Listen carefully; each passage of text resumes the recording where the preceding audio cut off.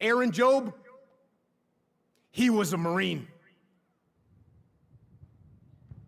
And finally, Michael Mansour, another SEAL with us in Ramadi,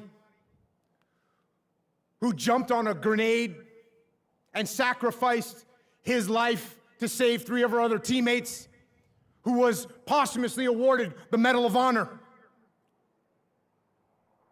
Well, Mikey Mansour's father, George, was a Marine who served in Vietnam. And Mikey's 2 brothers, both of his brothers, Joe and Jim, they're also Marines. And that is why it is an honor to be here today. That is why it is an honor to call you all my brothers. And that is also why I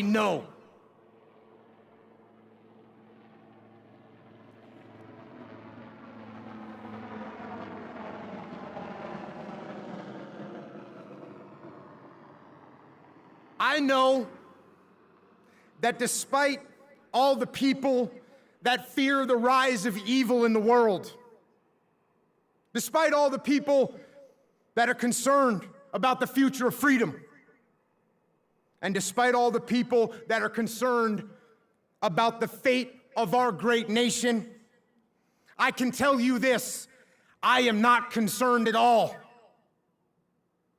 Because I know that no matter what happens, there are some men. There are a few good men and women called Marines. And I know that you will never back down. I know that you will never surrender. I know that you will uphold the ideals of this blessed country. And I know that with fire and steel and sweat and blood, you, every one of you, will uphold the heroic ideals of the United States Marine Corps. And that's what I got, Devil Dogs. Happy birthday, guns up, Semper Fi!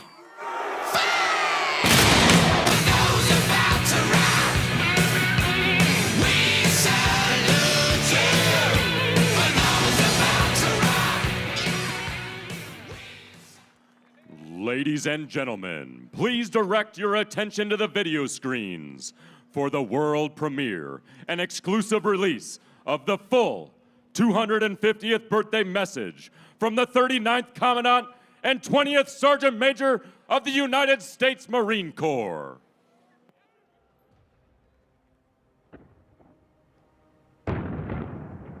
Since the birth of the Corps, we have answered the call. Through every battle, every climb, in every place.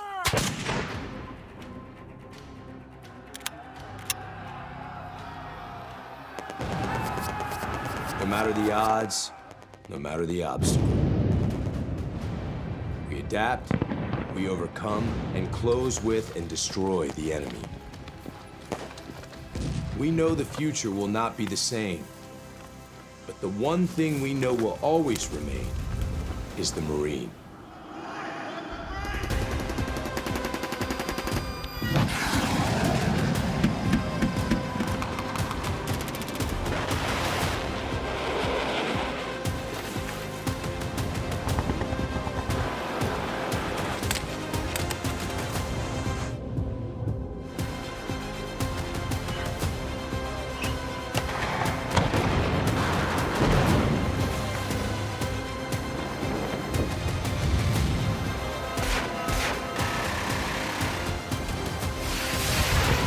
For 250 years, we have formed ranks and held the line. And we will for the next 250. Marine Corps is a far-flung organization. Detachments of Marines are serving in every Navy yard, naval station, and guarding every naval activity everywhere else in the world. I visited a great many of those places. Everywhere I heard expressions of goodwill towards the Marines. Everywhere I observed the friendly relations existing between the people and the Marines. For 2.5 centuries, we have shouldered the responsibility of freedom on behalf of our nation. Every battle fought and every sacrifice made has been etched into our legacy. We're Marines. We always find a way to work things out. No matter what happens anywhere, we can make something happen that'll turn the tide of battle. We are that adaptable to whatever the situation is. We trust our corporals with more responsibility, our lieutenants with more responsibility, our lieutenant colonels with more responsibility than any other branch of service, because we do more with less. There's no other branch that can do that. It's by far the greatest institution still in my mind on the face of the planet, because not everybody can be a Marine. You have to earn the Eagle, Globe, and Anchor. And I think that's what attracts the type of people that the Marine Corps has. Every Marine who has earned the Eagle, Globe, and Anchor bears a responsibility that stands the test of time to the Marines, past, present, and future. We don't join the Marine Corps. We are the Marine Corps. Core of our being is that we're convinced we're the best fighting force in the world, and the truth is, we are. I believe the immediate bond between Marines is so strong just because of the way we're trained. We have a very specific niche culture of, greatness, our heritage, our warrior ethos. I think all those things, separate us, and we find them in each other. You may have a reason why you join, but there's a reason why you stay. You stay because of everything you're learning about how to be a warrior, how to maintain those warrior ethics, so that when that bomb goes off, you're ready to do your part. As Marines, our warrior mindset is something that can never be defeated. For 250 years, the Marine Corps has been successful because that's the only option. Success is all we know. The character of war has and will continue to change. We have adapted, evolved, and innovated, but our warrior spirit remains consistent.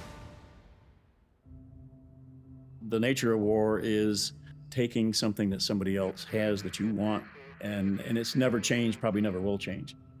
The character of war, however, has changed a lot. World War II, we used ships, planes, bombs.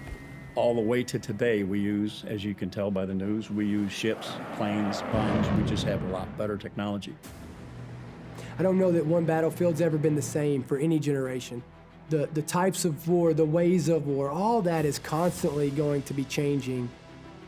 What's going to decide our next and our future wars is not going to be the technology, it's not going to be money, it's going to be the level of the belief of our people, of what they believe in, and the standards that they hold themselves to. We are more lethal, more capable, and more ready than ever, while grounded in the traditions that made us who we are. We will not win the next fight on platforms alone.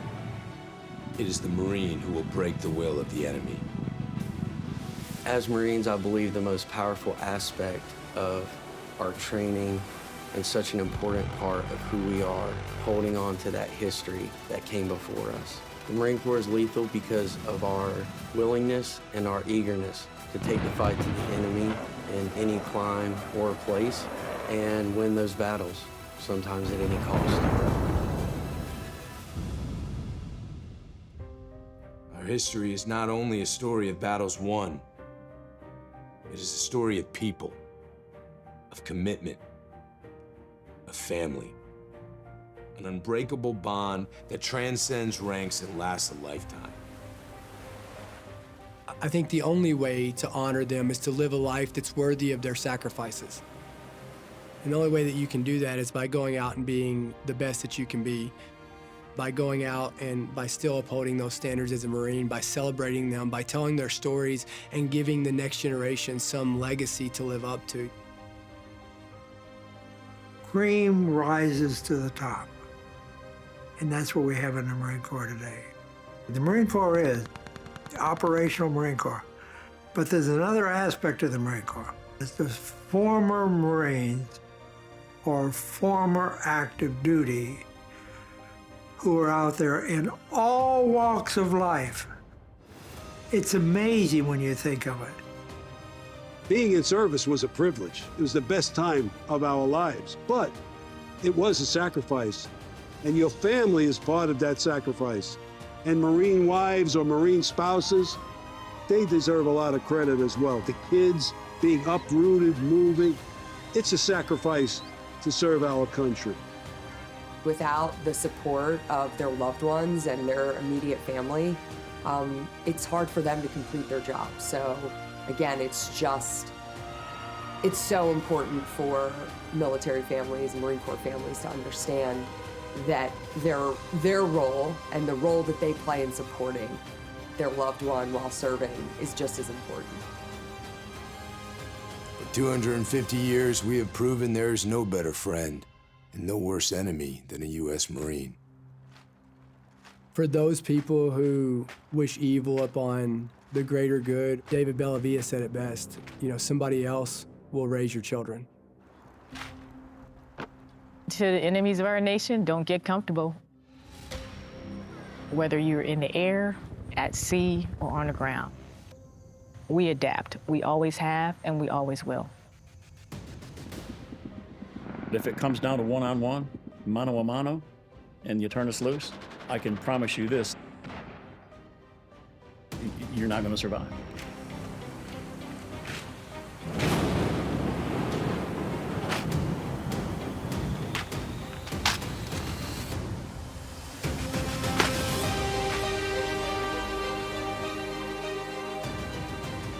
From our first amphibious landing at Nassau, to the black sands of Iwo Jima, to urban combat in Fallujah, our Corps has come a long way since Samuel Nichols first took command of 2 battalions at Tun Tavern. Though weapons, platforms, and technology continue to evolve, our individual Marines' grit, discipline, resolve remain our decisive advantage. For 2.5 centuries, Marines have preserved our legacy as America's premier expeditionary force, because we are forward, ready, and lethal. When the moment a Marine earns their Eagle Glove and Anchor, they inherit a rich tradition of honor, courage, and commitment, a legacy that is etched on our souls forever. Our history is one of winning our nation's battle, and make no mistake, we will be called to fight again. We will be ready, and we will win. Since our foundation, we have fought in every climb and place, upholding our oath and preserving who we are, the few and the proud. But we cannot break stride. We must continue to train for the next fight, because victory will go to those who seize the initiative, impose their will, and never yield. The pursuit of excellence in the profession of arms is our heritage, forged by an unbreakable fighting spirit. The memorial behind us stands as a testament to that fact. We stand on the shoulders of the giants that came before us. We must not fail them. The challenge is on all of us every day to uphold the standard that the title Marine demands. Happy 250th birthday, Marines. Semper Fidelis.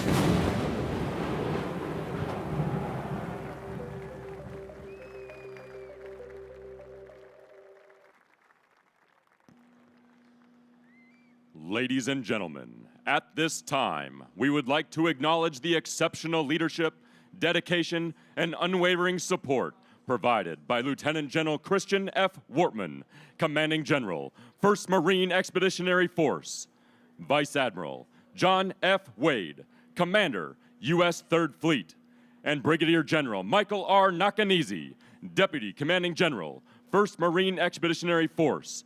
Today's demonstration of military might and the grit shown by the Marines and sailors participating is a direct result of your leadership, expertise, and steadfast devotion to mission success. The scope of your accomplishment here is unprecedented in this century. The American people can take comfort in our military's readiness to defend the homeland and our nation's interest abroad.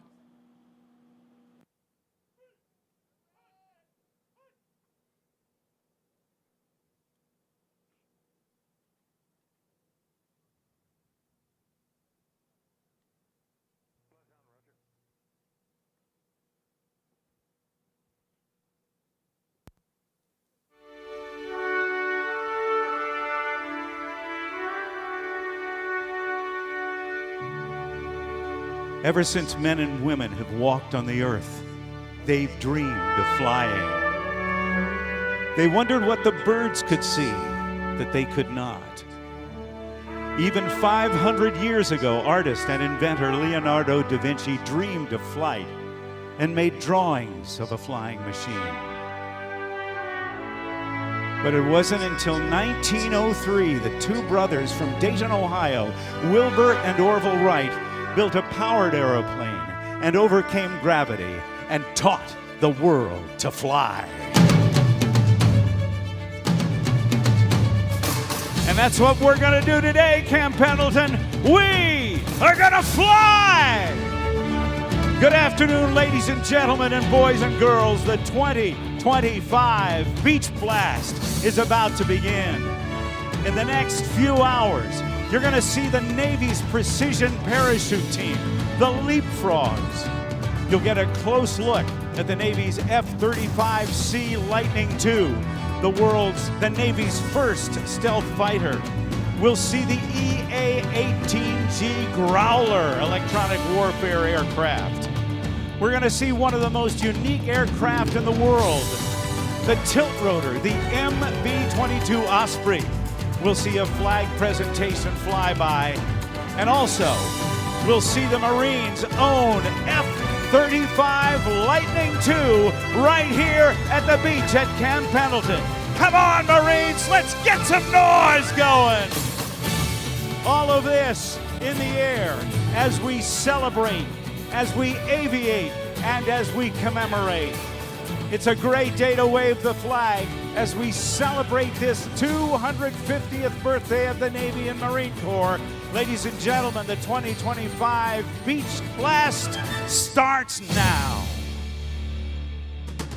Hello, everybody. I'm Rob Ryder. I'm from Cincinnati, Ohio, and I am deeply honored to be able to bring you the action this afternoon here at the Beach Blast. In a moment, we're going to see, coming overhead,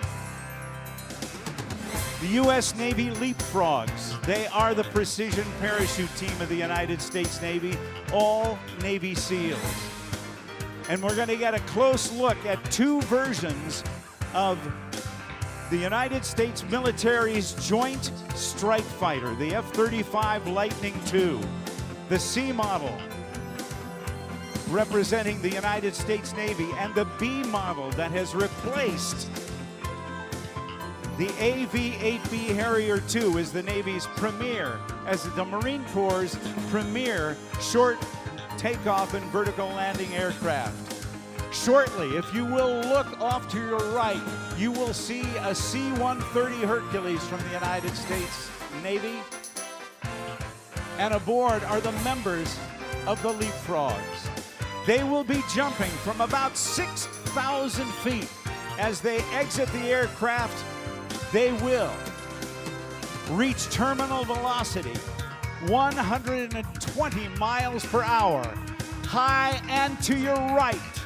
Just to the north of center point here at the show, there's that C-130. The C-130 Hercules has been around since the mid-1950s and continues to serve our United States military today and the militaries of a number of different countries around the world. Over 2,500 have been built, and they are still coming off the production line new at Lockheed Martin's Marietta, Georgia production facility. Jumpers are away. All of our jumpers originally learned the skill of military free fall as part of the extensive SEAL training pipeline prior to joining the operational SEAL team. SEAL team operators train extensively in tactical parachuting, providing the capability to penetrate denied or contested areas virtually undetected. Though today's demonstration takes place in broad daylight, these missions are typically conducted under the cover of darkness over both land and sea.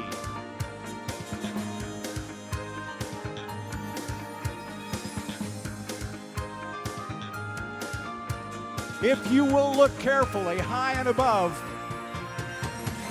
on the right, 3 parachutists have come together. It's a 3-stack. This daring maneuver begins at approximately 2,500 feet. They will fly their open parachutes into each other. They stacked their canopies vertically. The bottom SEAL then climbs up his teammate's legs, locking legs together and flipping his parachute upside down. This display of teamwork and precision requires the bottom 2 SEALs to hold the formation together with their legs while the top SEAL navigates them to the drop zone. When they reach about 800 feet, the pilot will release, allowing the 2 lower parachutists to separate and accelerate toward the ground at 50 miles per hour before releasing their legs at just 400 feet above the drop zone. You can see that one of the jumpers is upside down, almost directly overhead.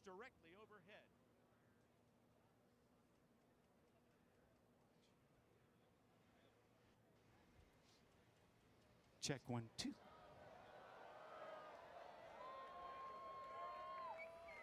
Now, ladies and gentlemen, high and above, the 2 jumpers are now in a down plane with the American flag.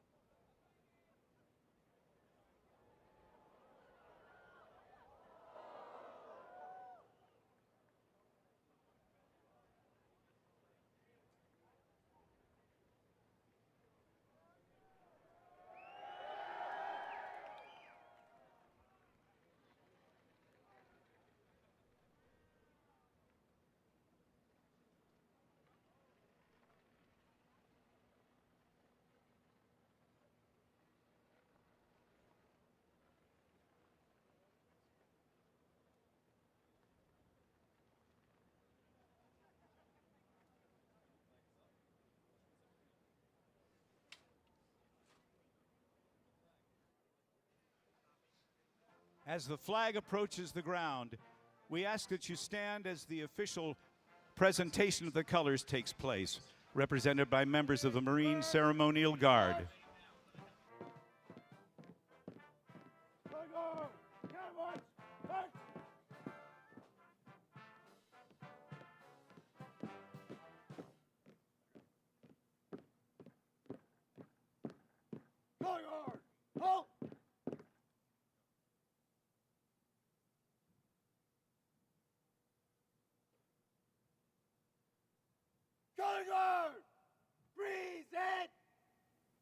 Ladies and gentlemen, please stand for the singing of our national anthem.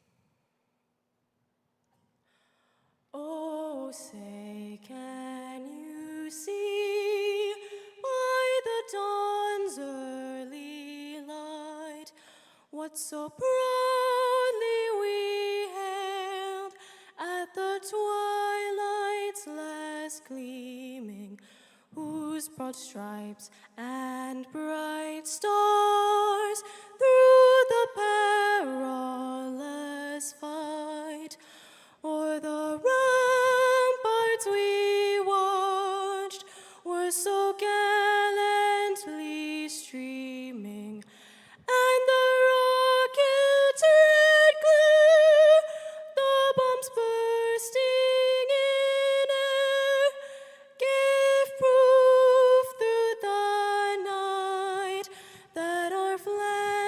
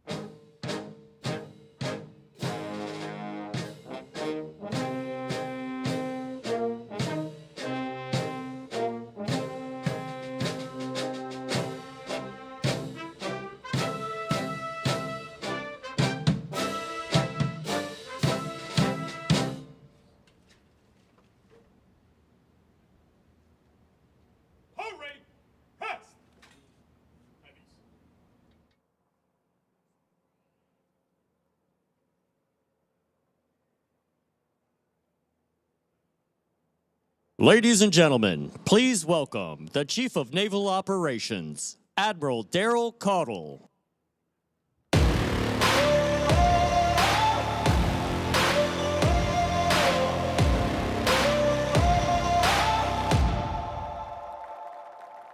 I've got that lightning inside me, son of a god. I'm like a titan that's rising on just you watch. All right. Well, good afternoon, Camp Pendleton. It is an honor to be here with the warfighters who make Southern California the front line of building, training, and delivering our maritime combat power.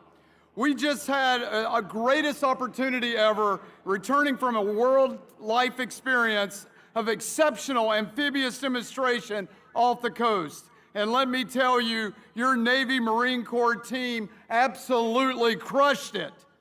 Mr. Vice President, thank you for joining us today, witnessing firsthand the integrated strength of integrated sea power. I'm sure this brought back some vivid memories of your time in uniform. It's great to welcome you back among your Marines. Secretary of War Hegseth, thank you for your steadfast support of our men and women in uniform and your focus on uncompromising standards. You continue to be a tireless champion of the warfighter and the ethos required to win in combat. Secretary Phelan, as always, sir, a pleasure to be your wingman. Thank you for your leadership and partnership. From robust ship-to-shore operations to close-in air support, to seamless handoffs between blue and green forces, what we witnessed today was not just a demo, but a textbook execution of integrated all-domain warfare. That kind of performance doesn't just happen. It's forged through discipline, training, and a unified commitment to mission success. No other maritime force on Earth can generate and project combat power with this level of speed, scale, and synchronization. Let's give a round of applause to the men and women who made this happen.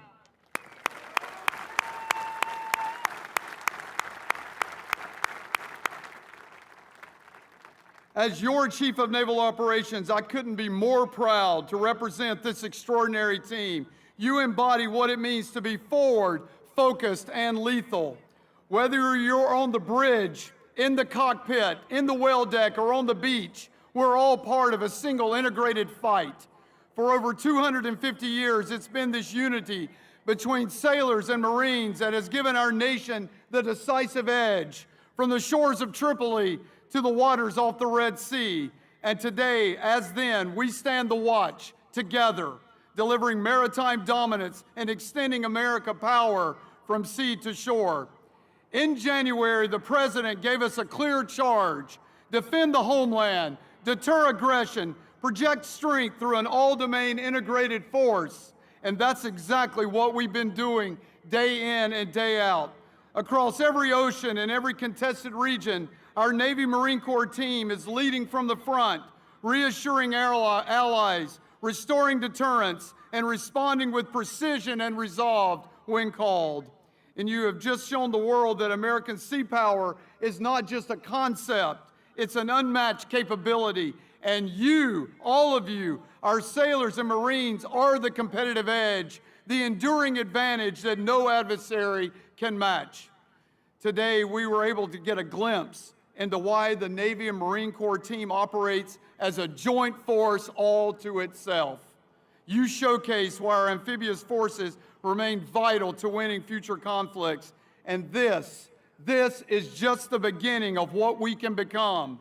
We are the operational overmatch. Agile, persistent, and expeditionary, we bring unrivaled combat flexibility, delivering force and options from sea to the fight on our terms and on our timeline.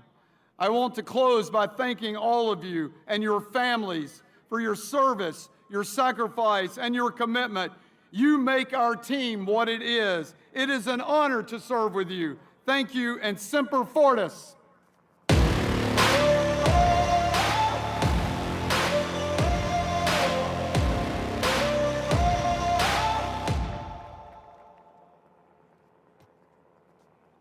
Ladies and gentlemen, please welcome Commandant of the U.S. Marine Corps, General Eric Smith. American soldier and American. Beside my brothers and my sisters, I will proudly take a stand. When liberty's in jeopardy, I will always do what's right. I'm out here on the front lines, sleep in peace tonight. American soldier. Hoorah, Marines! Get some! Hoorah! That never gets old, does it? That never gets old. Good afternoon, Marines, sailors, family, friends, Vice President Vance, Secretary of War Hegseth, Secretary of the Navy Phelan, my shipmate, the CNO, elected officials, distinguished guests, far too many to name. What a day. What a perfect amphibious day. And what a sight to behold. What I'm talking about is you. I'm not talking about the equipment, I'm not talking about the ships, I'm talking about you, the Marines, because that's who we are. That's what we're all about. We're about the individual Marine, because that's who wins battles. That's who wins wars. Before I begin, I want to thank those who made today's demonstration possible, especially the phenomenal team here at Marine Corps Base Camp Pendleton and the Marines and sailors of the 1st Marine Expeditionary Force and the 3rd Fleet. From the first aircraft overhead to the final wave on the beach, you showed what American amphibious strength looks like in action. You do not want to be on the receiving end of that bunch of ass whooping. You do not. If you're an adversary, hoorah. If you're an adversary and you want to have your butt kicked, then mess with the Marine Corps, because we'll do it. We'll do it for you. I also want to thank our many distinguished guests and civic leaders for joining us in the celebration this afternoon. You know, if you go to Marine Corps Air Station Cherry Point, North Carolina, or if you go to Marine Corps Air Station New River, it says, "Pardon our noise, that's the sound of freedom." Well, pardon our noise today, that's the sound and look of freedom. That's what it takes to get you free. Thanks as well to our national leadership for standing alongside your Marine Corps as we mark this historic milestone, 250 years young. The first 250. The next 250 are going to be even tougher than the first 250, and there's going to be more fights ahead, but we'll overcome all obstacles because we're Marines. That's what we do. We don't know how to fail. Finally, thank you to our military families whose strength, patience, and sacrifice make everything we do possible.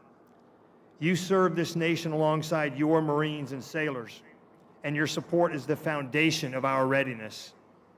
For 250 years, our Corps has fought and won our nation's battles. Again, we don't know how to lose. We're Marines. Founded even before our formal independence as a country, we were created as an expeditionary force in readiness, always faithful to the nation we serve. From muskets to missiles, wooden ships to amphibious combat vehicles, and signal flags to satellites, the tools of our trade have changed, but their purpose has not. We remain America's naval expeditionary force, ready to respond and ready to win. Today, we witness the power of the Navy and Marine Corps team through our premier force offering, the Amphibious Ready Group and Marine Expeditionary Unit, employing combined arms to deliver decisive effects and compel the enemy to do our will, to do what we want to have happen, not what they want to have happen. But none of what you saw, the precision fires, the air assault, the seamless integration of firepower, none of that means a thing without the Marine behind it, without the Marine behind his M4, without the Marine sitting in the vehicle, driving it, without the pilot flying the aircraft. It is all about the Marine. It's all about you. The strength of the MAGTF lies in its Marines. Their warrior ethos and core values strengthen us and sustain us during difficult times. It is the Marine, resolute beneath our nation's flag, who carries the day every time. Honor, courage, and commitment are the living code of a Corps that endures because of uncompromising standards. Standards that guide us in our purpose, unite us in battle, and bind us across generations. From Bella Wood to Iwo Jima to Ramadi and Fallujah and Helmand Province, we're still the same. We're a Corps of Marines. We are a band of warriors dedicated to the defense of this nation. The Marines here today are cut from the same cloth as those who seized Tarawa, withstood the cold of Korea, and fought through the streets of Iraq and the mountains of Afghanistan. And the next fight is coming. Trust me, it's coming. Across battlefields, our character has never wavered.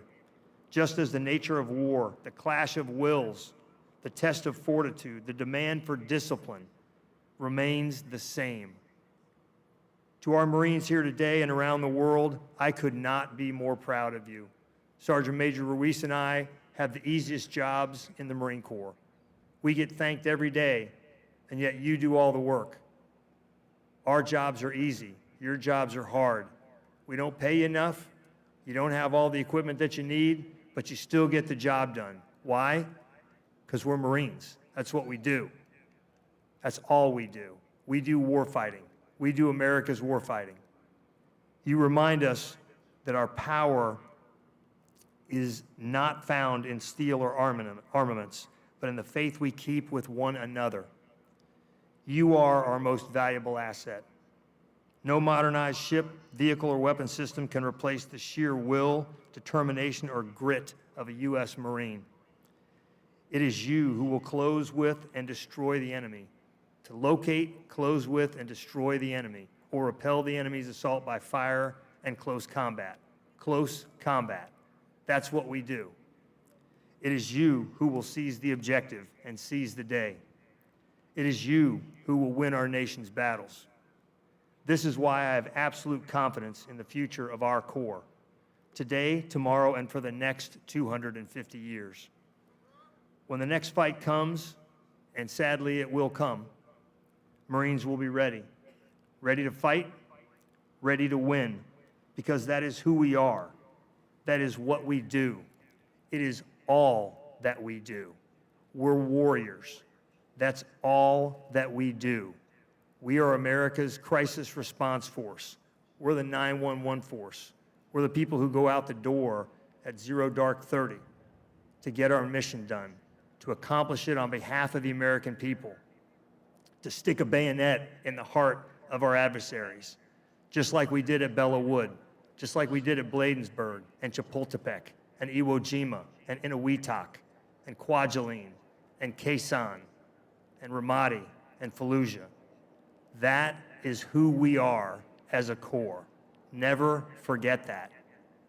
Never forget that it is up to you to pass on the Marine Corps to the next generation of Marines who are currently in high school or middle school or grade school or just being born. We owe it to them to pass on our heritage and our legacy, unvarnished, untarnished, and sharp as a razor. That's who we are. That's who we've always been. That's who we will always be. We are America's crisis response force. Don't ever forget that, Marines. Be proud of that Eagle Globe and Anchor that you wear tattooed onto your chest. You earned it. Only you can own it. Only a very few, are capable of earning the title Marine. I'm proud of each and every one of you. Thanks for being here today. Thanks for stepping up to serve when so many couldn't or wouldn't. Thanks for being Marines. Hoorah, Semper Fidelis. American soldier and American, beside my brothers and my sisters, I will proudly take a stand when liberty's in jeopardy. I will always do what's right. Ladies and gentlemen, please welcome to the stage the United States Secretary of the Navy, John Phelan.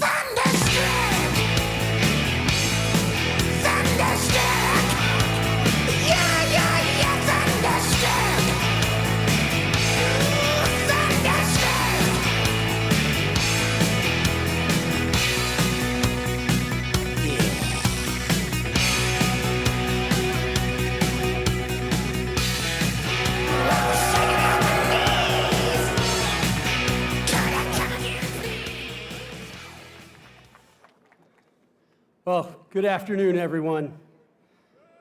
Good afternoon. This is an incredible sight. I can't think of anything better than being here with thousands of Marines, sailors, and their families here on Red Beach, celebrating 250 years of the United States Marine Corps, the world's premier expeditionary force. Add to that what we just witnessed, an awesome display of maritime power. It really doesn't get any better. Thank you and well done to every single Marine, sailor, civilian, and partner who made this amphibious demonstration possible. Let's give them a hand.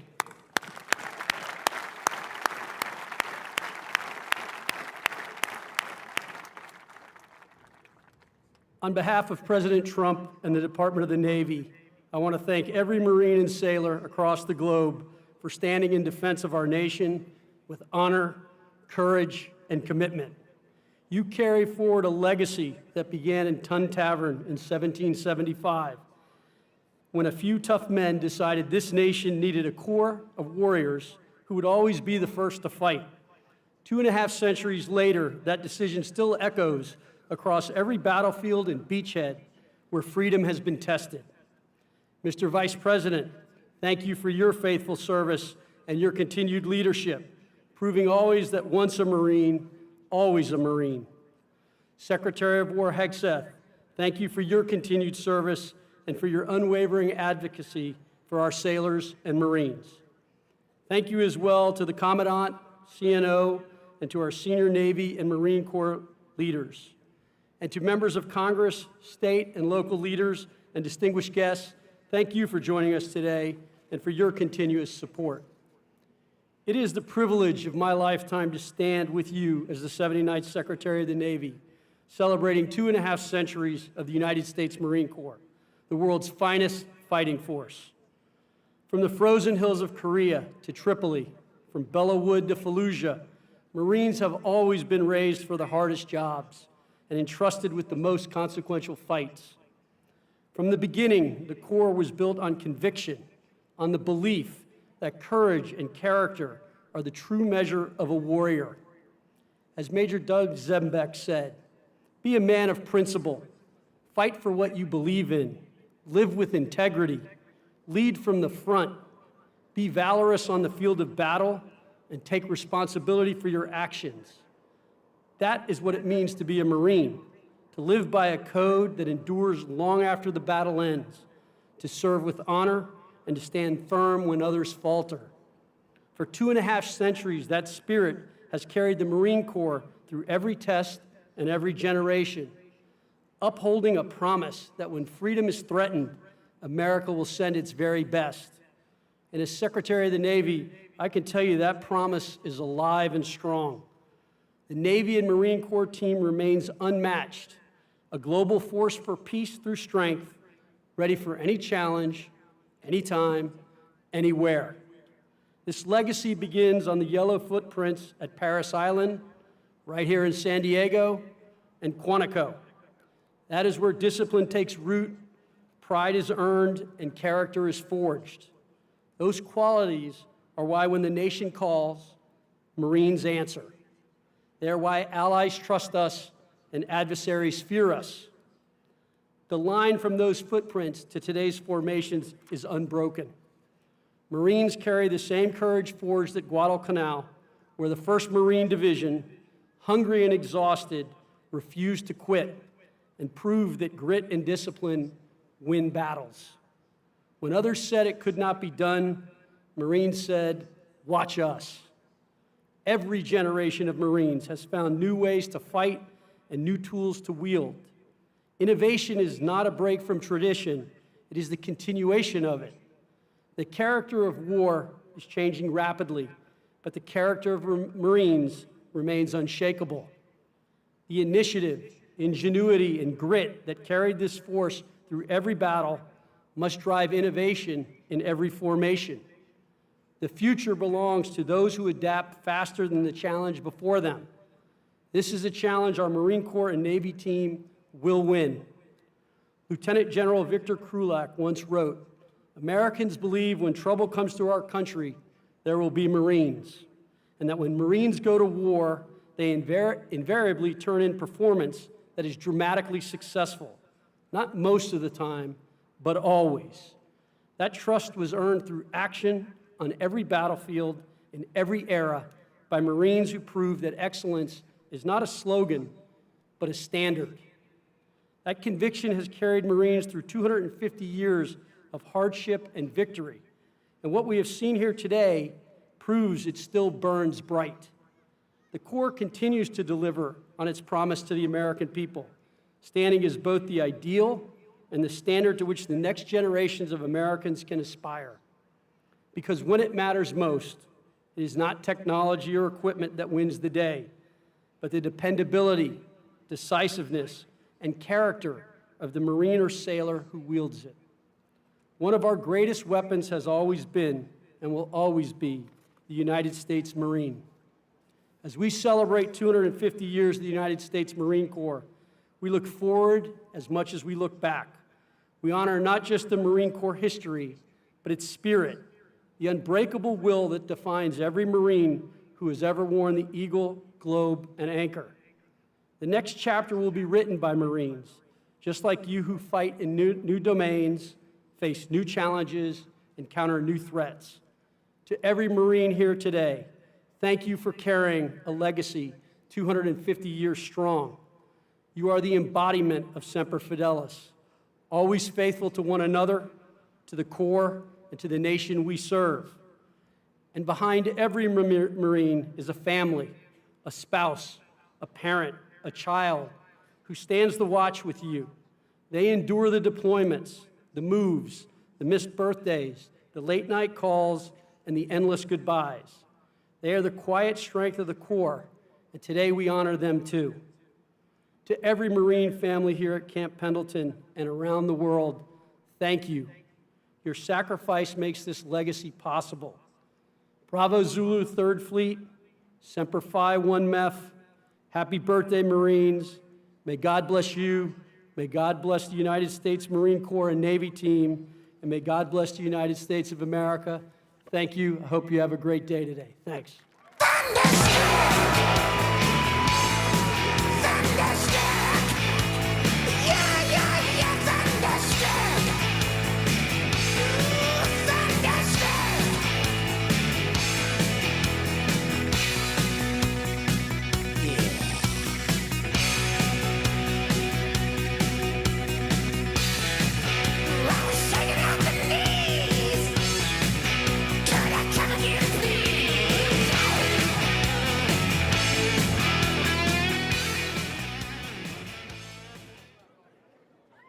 Ladies and gentlemen, please welcome to the stage the United States Secretary of War, Pete Hegseth.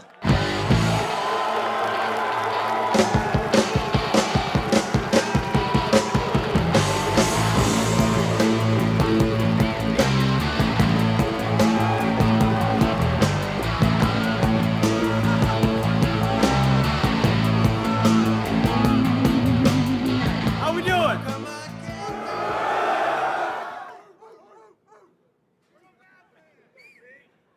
Hoorah, Marines! Man, that is beautiful. Let me just say, this might be one of the most beautiful sights I think I've ever seen. In fact, I'm not supposed to say this, I'm really not, but I think you guys might be my favorite. Don't tell anybody. Marines, it's great to see you. It's an honor to be here. Chief, Commandant, Secretary of the Navy, thank you. It's an honor to be at Camp Pendleton. And looking out at these Marines today and the Navy SEALs I had a chance to do PT with this morning, you know, I do PT all around the country now with the troops, and it's turned into Smoke the Secretary. It's clear to me why President Trump says all the time we're the strongest, most powerful, most lethal, and most prepared military on the planet. Because you are that strength. You are that power. You are that lethality. And you are prepared. And President Trump's going to make sure it stays that way. Being here with you is the perfect way to mark 250 years of the beautiful and beloved United States Marine Corps.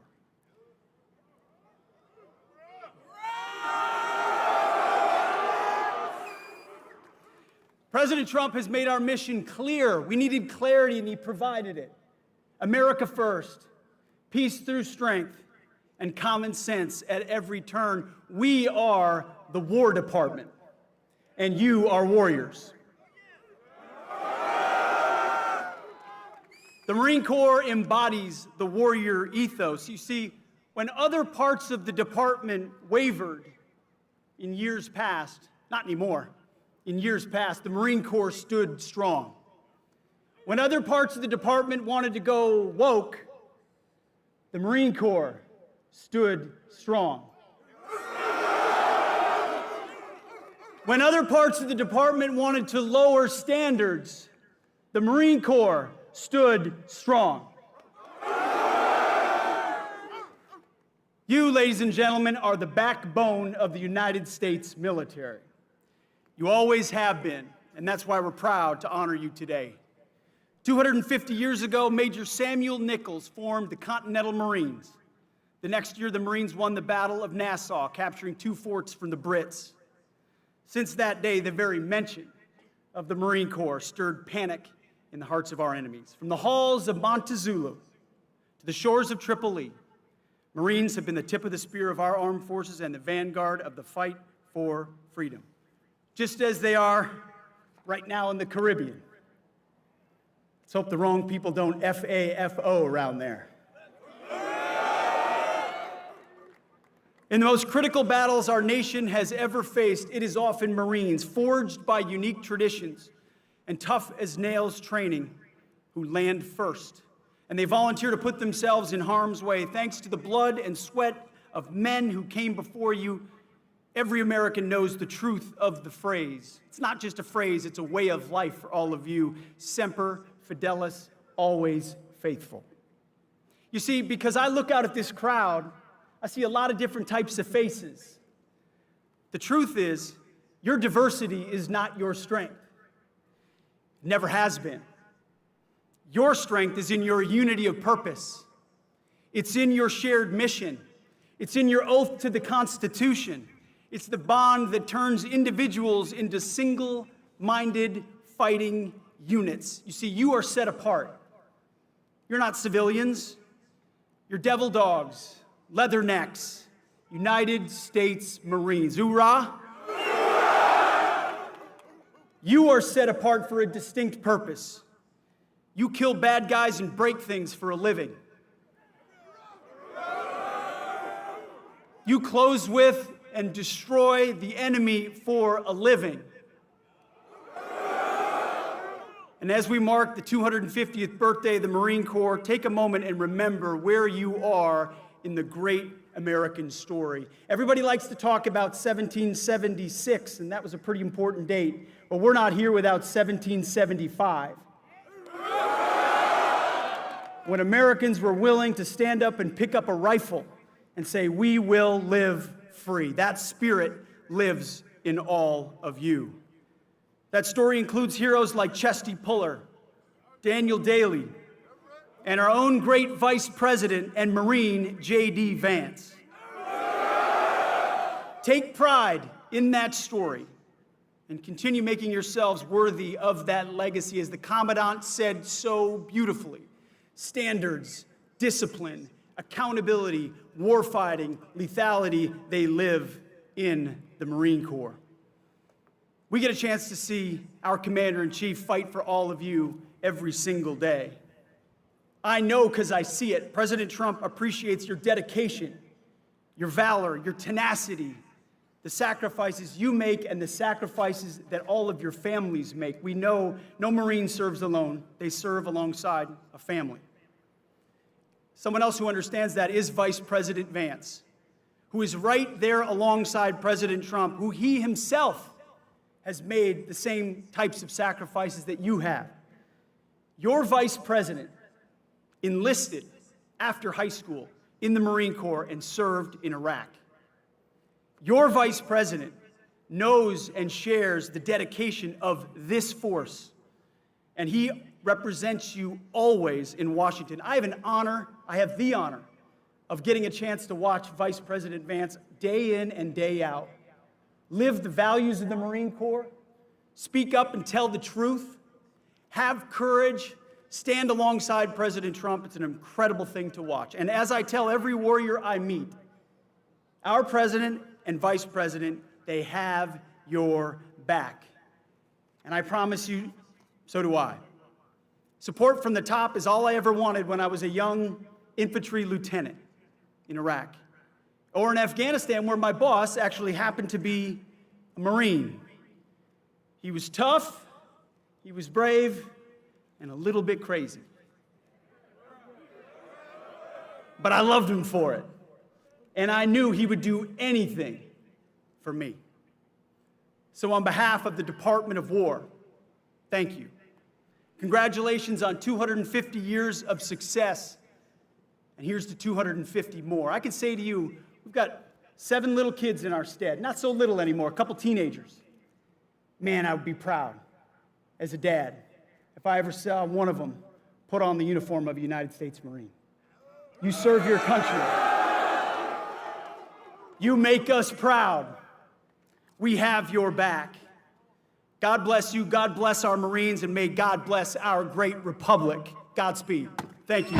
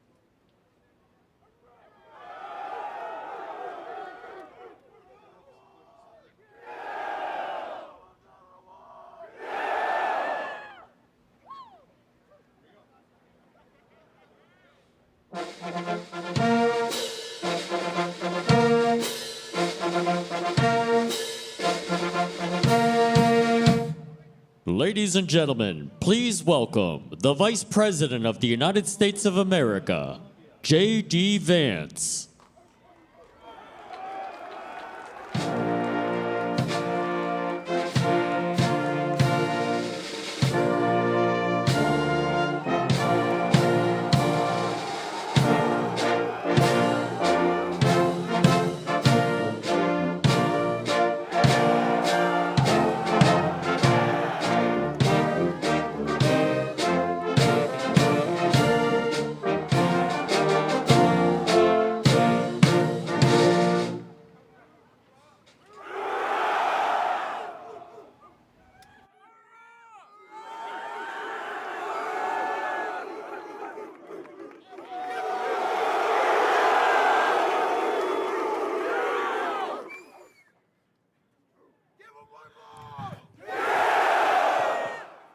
Hoorah, Marines!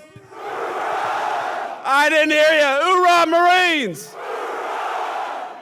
God bless you, Marines. God bless you, Camp Pendleton. It is so much fun and such an honor to be out here to celebrate 250 years of United States Marines. Now, I gotta say, first of all, thank you to so many of the fine people who are here today who make this incredible event happen and who every day make our military the finest fighting force anywhere in the world. First of all, our great Secretary of War, Pete Hegseth, who gave a hell of a speech, if I might say so. Pete, where are you at?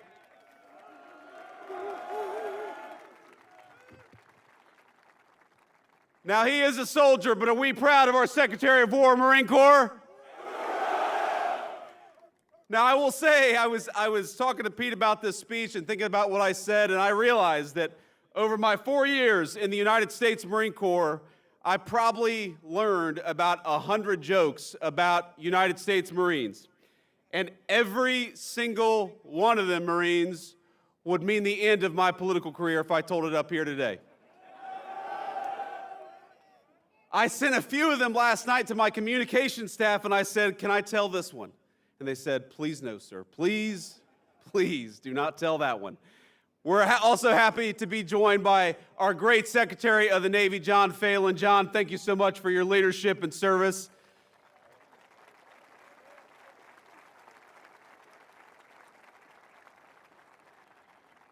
I got to give a shout out to my beautiful wife, our great Second Lady, Usha Vance, with the Marine Corps hat.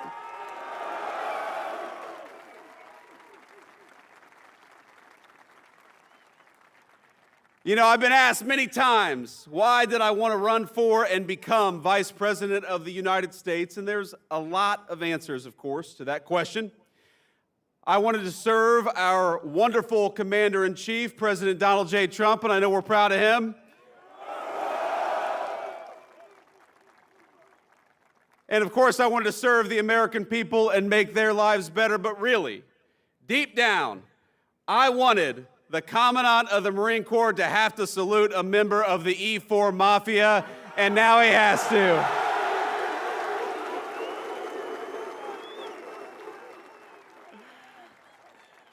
And Marines, we have a great Marine Corps Commandant in General Eric Smith. General, thank you so much for everything you do.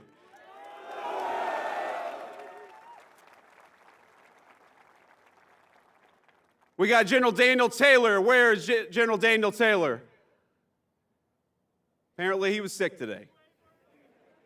We have got Admiral Gavin Duff here. Admiral, thank you for your service, sir.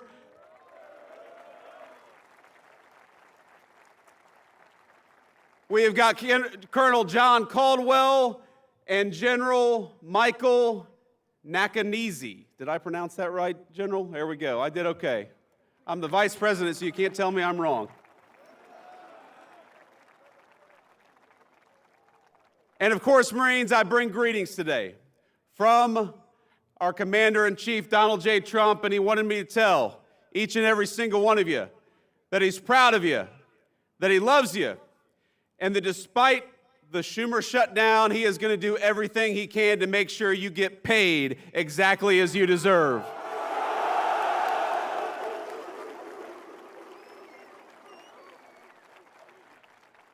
Now, I know we're here to talk about the Marine Corps, but I got to get just a little political because congressional Democrats seem to want to keep the government shut down, even though it would mean that a lot of you would not get your paycheck. But as I told the president just a couple of days ago, I said, sir, we have got to figure out how to pay these Marines, both for their sake, but also, of course, because if we don't pay our enlisted Marines, every bar in Southern California is going to go out of business, and we don't want that.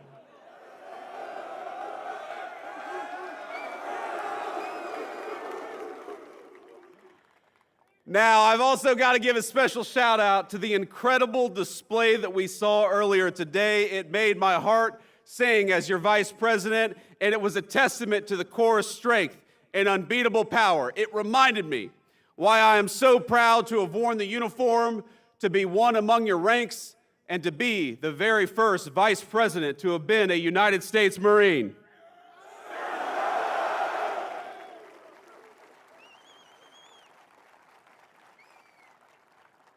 Now, for us East Coast Marines, Camp Pendleton has always had a special place in our imagination. We heard the stories of the back-breaking hikes you all had to do, the West Coast Marines had to do in Camp Pendleton.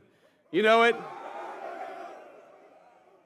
Us East Coast Marines, we had the sand fleas and you all had the hills. I don't know which was worse.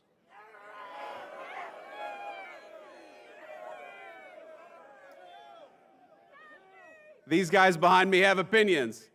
So let's give some credit to the amazing Marine units who pulled this off.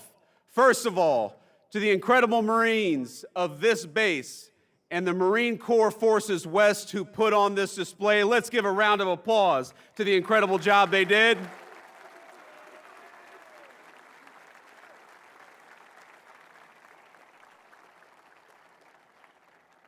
And I want to talk about some of those units because you all made me so proud. I know we must have some Marines from the 1st Marine Division. Where are you?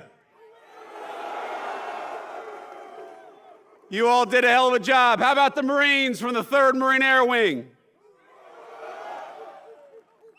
I know we have some Marines from the 1st Marine Logistics Group, the lifeblood of the fight. Where are you all at? We've also got Marines from the 1st MEF Information Group, the brain of the fight. Where are you all at? And we've also got, of course, men and women from Marine Corps Installations West, the folks who keep the home front. Where are you, Marine Corps Installations West? There we go. Now, I know you all know we cannot leave out our brothers and sisters of the sea, so we're proud to have all the sailors of the Navy's 3rd Fleet here to celebrate 250 years of Marines. Thank you.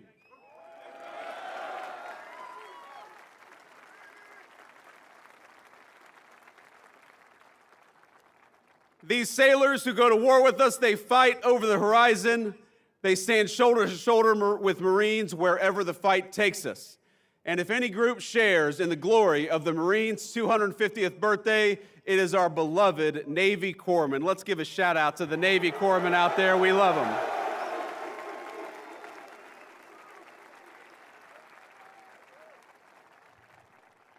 And I know every Marine has had the story of walking into a corpsman's office, barely alive, suffering the most severe illness you've suffered in your entire life, and they'll say, just go home, hydrate, and take 2 Motrin, and it'll work out just fine. So thank you to the corpsmen for taking care of us, but also toughening us up. And that's right, and it changes socks. A bottle of water, a change of socks, and 2 Motrin will fix any illness. So we are grateful, Marines, to be graced with the presence of some very special guests, people whose very lives contribute to the incredible Marine Corps legacy. Earlier, we all heard from Sergeant Dakota Meyer, who received the Medal of Honor in 2011 for extraordinary heroism in 2009. Are we proud of Sergeant Dakota Meyer? Yes, we are.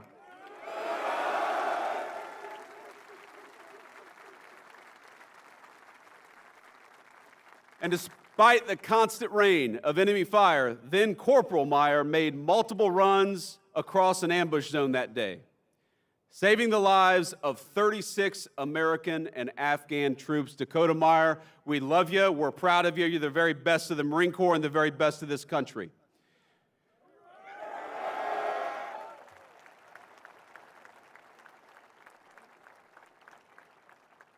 We are also honored to be joined by American hero Charles Cram, who was a Navy corpsman attached to the 5th Marine Division when it landed at Iwo Jima.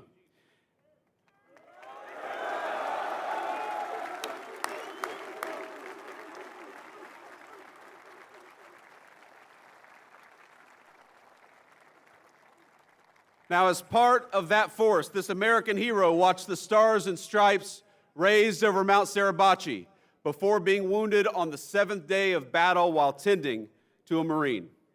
For his valor, he was awarded the Silver Star, the Bronze Star, and the Purple Heart. Sir, we love you. Thank you for your service.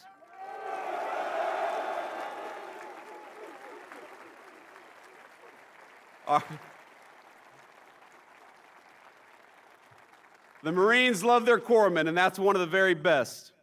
Another living legend we have with us today is Elmer Royce Williams, a naval aviator who, while on combat patrol in the Korean War, suddenly found himself up against 7 Soviet MiGs. Sir, thank you so much. God bless you, and thank you.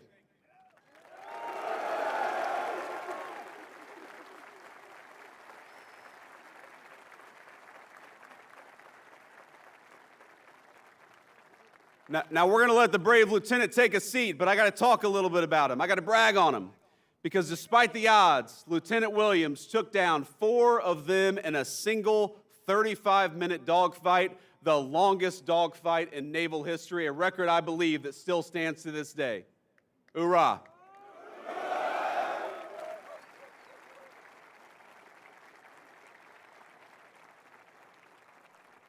Now, not only did he take 4 MiGs down, he demolished the MiG's reputation as an unbeatable aircraft and secured his place among the legends of American military aviation.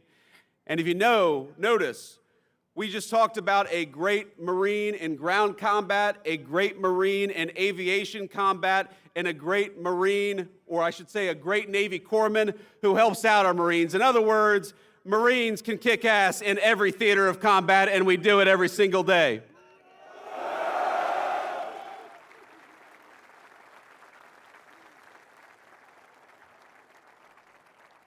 And I finally got to give a shout out to my dear friend, recently retired Master Sergeant Charles McKelvey. Chase, where you at, man?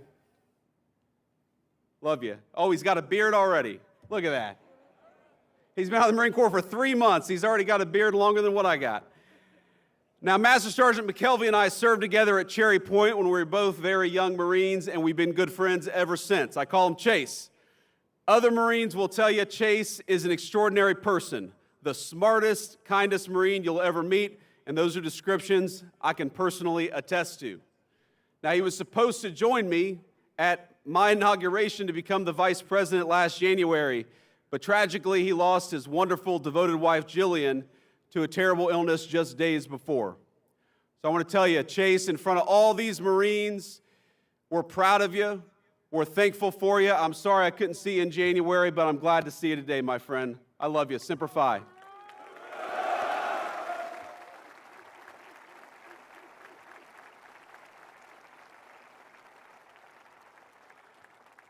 And finally, we are grateful to have all of you, whatever your rank, whatever your station in the Marine Corps, here at Camp Pendleton to commemorate this incredible 250th anniversary of our beloved Marine Corps. From these mountains and this water, Marines have deployed to every major fight of the last century, from island hopping across the Pacific to Vietnam's Hue City to Kuwait to Helmand and beyond. And standing here, you can feel the weight of that history, the generations upon generations of Americans who cut their teeth at this base before boarding ships and carrying the American flag into battle. But that's exactly what Marines do. For 2.5 centuries now, this beloved Corps has served as our nation's sharp edge, always forward deployed, always ready, and always faithful. My service in the Marine Corps was a huge part of my life. I would not be here today. I would not be the Vice President of the United States. I would not be the man I am today were it not for those 4 years that I served in the Marine Corps. Now, before I was enlisted, I was pretty terrified about the prospect of becoming a Marine. I'm sure that a lot of you can share that. I remember I had nightmares before I went to boot camp of drill instructors yelling at me, of being away from my family, of being constantly stretched well beyond my own physical limits. It's daunting stuff, as all of you know. And as anyone who survived boot camp can tell you, it's all real. But my cousin Rachel, in particular, one last shout out to a former Marine. In particular, she pushed me to do it. A veteran of the Corps herself, she got it. She understood what joining does for a young man or a young woman. So she pushed me to go and talk to a recruiter, which I did, and I will never forget that conversation. Because at no point did he try to sell me on the United States Marine Corps. He warned me, said, "You don't enlist in the Marine Corps to make money," and you all know that's exactly right. He said, "You might even go to war." This was back in 2003, right after we invaded Iraq. But what he did tell me is that enlisting in the Marines would teach me many things, including discipline and the virtue of leadership. And that was appealing to me, and I know it's appealing to Marines today and for every year of our 250-year history. Hoorah! But over the days that followed, what further dawned on me was that I needed to do this not just for me, but for the nation. My country needed me just as sure as the country needs each and every one of you today. The September 11th attacks had occurred barely a year earlier. And as I weighed what enlisting would mean, the crisis in Iraq was becoming a full-out war. So I made the call. As an 18-year-old senior in the state of Ohio, it was one of the first times in my life that I recall feeling like the country actually needed me. And when I realized I had a responsibility to something so much greater than myself or even my family, and I had an obligation to act on that feeling of duty. And I know that's something that animates every single one of you, whether you're a private or a general. That spirit of service has been the spirit of the Marine Corps for 2.5 centuries. So I just wanted to say, from the bottom of my heart, from one Marine to another, from the Vice President of the United States to the whole Marine Corps, thank you for your service. We are proud of you and proud of your service.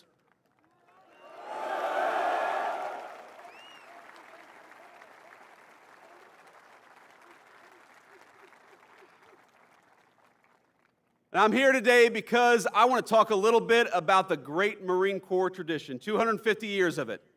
I want to talk about the tradition that all of us standing under this bright California sun, and man, it is bright, we all chose, however many years ago, to adopt that Marine Corps tradition as our own. A tradition in that just 3 short weeks will reach its 250th year. Now, as many of you in this audience know, the Corps found its origins in the autumn of 1775. And a venue may be familiar to you, a bar in Philadelphia called Tun Tavern. The very first bar in the United States of America that would come to regret serving United States Marines.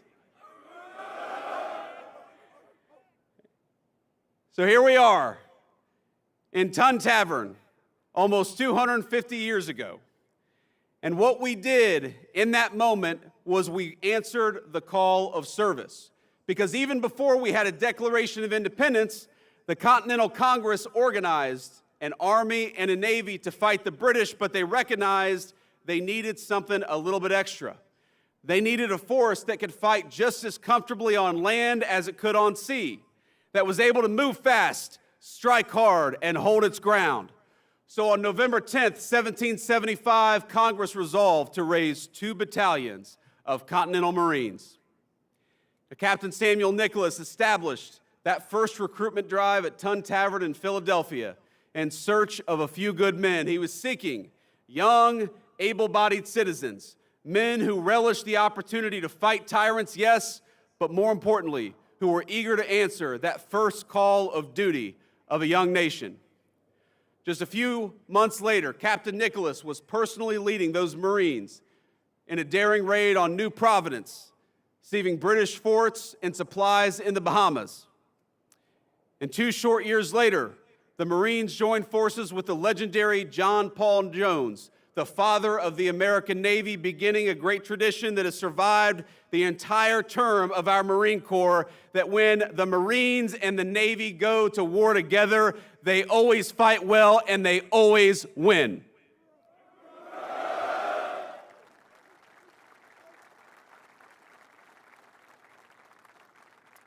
The War of Independence set a blueprint that Marines follow to this day. Boldness in action, unity in purpose, and a lightning readiness to go wherever the nation required.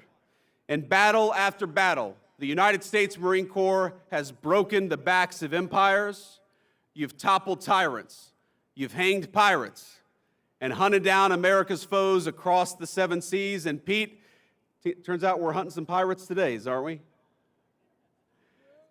From Tripoli to the halls of Montezuma, from Bella Wood to Iwo Jima, and from Chosin Reservoir to Khe Sanh. We Marines have repeatedly earned our reputation as the first to fight and the last to leave. And as all of you know, that legacy only grew stronger after 9/11. Within weeks after the attack, the 15th Marine Expeditionary Unit, the 15th MEU, already forward deployed on September the 11th, helped launch the most ambitious amphibious assault in the history of the United States of America. And that's just how Marines are wired. No matter where, no matter when, the Corps will always uphold its reputation for discipline and for unshakable focus. Now, I always think back to what Army Major General Frank Lowe had to say this about the Corps in 1952. The safest place in Korea was right behind a platoon of Marines. Lord, how they could fight, and what a great testament to the United States Marine Corps.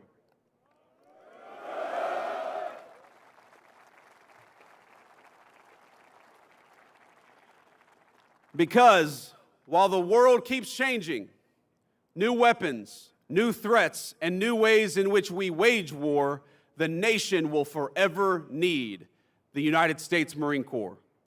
And in the Trump administration, we know that the work you do, protecting our country, putting your lives on the line to defend our way of life, is at the heart of Marine Corps service. Now, when officials try to shift focus to mandating diversity quotas, or they try to inject partisan politics into the American Armed Forces, they impede the Marine Corps' ability to do its best work, and that's why the Secretary of War and the President of the United States have stood so firmly against that crap. Because when you can't operate at your best on the battlefield, it puts everybody's lives at risk. And it's why we're recentering the focus of all of our military, including the Marine Corps, on those timeless values of discipline, readiness, and faith in one another. Now, I remember when I was a young recruit in boot camp talking about how politically correct things got maybe over the last few years, and I compare it to my time in the Marine Corps. I remember I was lining up as a young recruit to go to church one Sunday morning, and back then there were two lines. There was the Catholic line, and there was the Protestant line. And I remember we all get into our lines, and there's one recruit who's just kind of standing there by himself. And, you know, the folks watching on TV may not realize that Marines refer to themselves in the third person when they're in recruit training, because you haven't earned the title of United States Marine, and so you have to say, this recruit, instead of I. And so you've got this one recruit standing out there by himself, and the drill instructor says, hey, what the hell are you doing? And the recruit says, this recruit is an atheist. And the drill instructor says, bullshit, get in the Catholic line.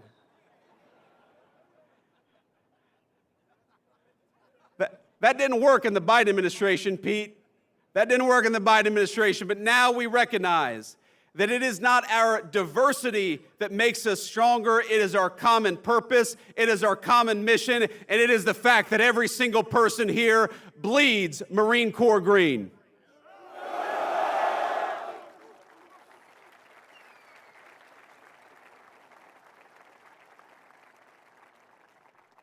And I think that all of you should realize that from the President of the United States on down, this government is proud of you. It's proud of the tradition of the Marine Corps, and it's proud of the fact that that great tradition has custodians in each and every single person here, each and every single Marine who is serving today. And I hope that the proud Marine Corps tradition, you heard Pete talk about this, Chesty Puller, Dan Daly, John Basilone, all of these great Marine Corps heroes, they should inspire you through their action to be the very best Marine in the future that you can be. Now, I remember so many people who made my Marine Corps journey and made the country better in the process. I remember a gunnery sergeant who saved me from financial ruin. I was a young Lance Corporal, and I was going to go to an off-base car dealership and buy a used car with a low dealer-provided interest rate of 22%.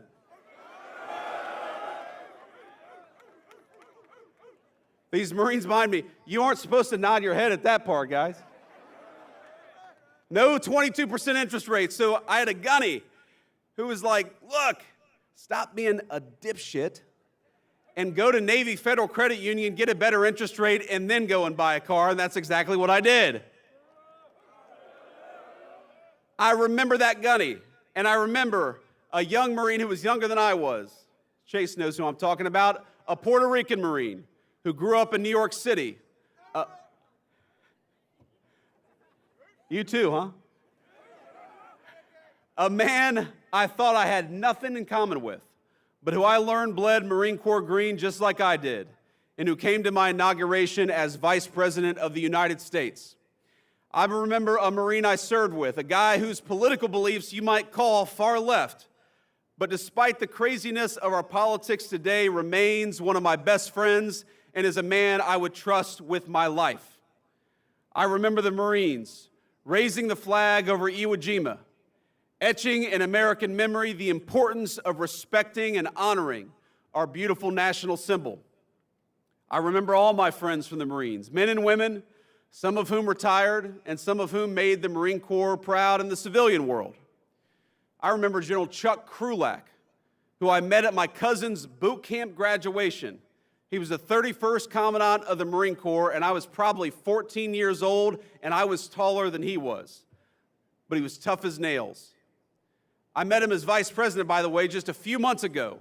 He's still very short, and he's still tough as nails, and he still loves the Marine Corps as much as he did on his first day of service.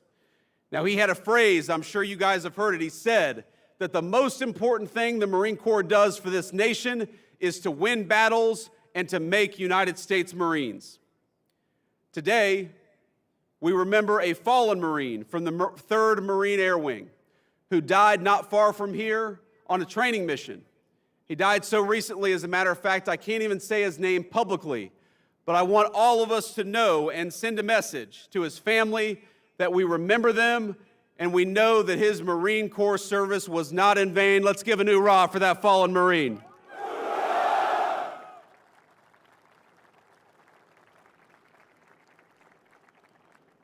I know that all of us remember the friends who went off to war, and we particularly remember the ones who were mangled in combat or who never came home at all.